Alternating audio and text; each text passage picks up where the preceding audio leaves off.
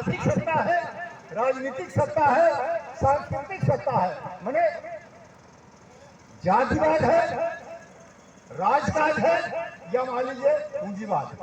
इन तीनों चीज को जो हम जानेंगे तब होगा कि हमारे दुश्मन की पहचान हो गई। अब हम संगठित हो जाए और संगठन करके इन्हें मार भगाए, खत्म कर।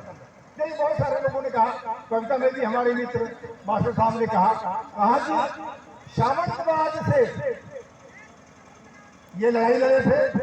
सामंतवाद का मतलब जहां सामाजिक रूप से मनुष्य ऊंच नीच में बटा हुआ है, नान और ऊंची जाति में बटा हुआ है, शूद्र में छुआछूत का भेदभाव है और पूरा समाज इस बात को मानता है। और उस समय का संविधान, वो मनुवाद हो या ब्राह्मणवाद हो, वह संविधान द्वारा बकायदे वो मान्यता प्राप्त है। छोटी बिरादरी के लोग भी ये मानते हैं कि ब्राह्मण क्षत्रिय ऊंचे लोग हैं, इनके खिलाफ बोलेंगे तो पाप पड़ेगा, खुदा हमको दोजख में जगह देगा।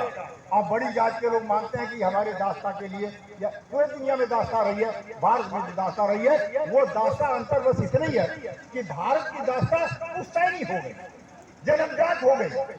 यूरोप में, इटली में जो दास्ता थी वह दास्ता गुलामी जो वो वहाँ क्रांतियां हुई, लड़ाइयां लोग लड़े, वहाँ बदलाव हो गया।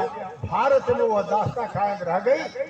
दास्ता के खिलाफ उस तरह की जंग नहीं हो पाई जो यूरोप में हुई। अच्छा, उसके कई कारण कभी बाद में बात हुआ, जैसे यहाँ खेतियों का लगातार प्रकृति का समय पर बारिश का होना, खेत उपजाऊ होना, तो पुष्ट दर पुष्ट एक ही पेशे में चलते आना, इसलिए वो जन्म से ही बाद में निर्धारण हो गया। जब मन में स्थिति आया तो उन्होंने कहा जन्म से ही तय हो जाए कि ब्राह्मण का बेटा ब्राह्मण होगा, ऊंच होगा, और शूद्र का बेटा श्रम करेगा, वो संपत्ति नहीं रख सकता, ज्ञान नहीं हासिल कर सकता।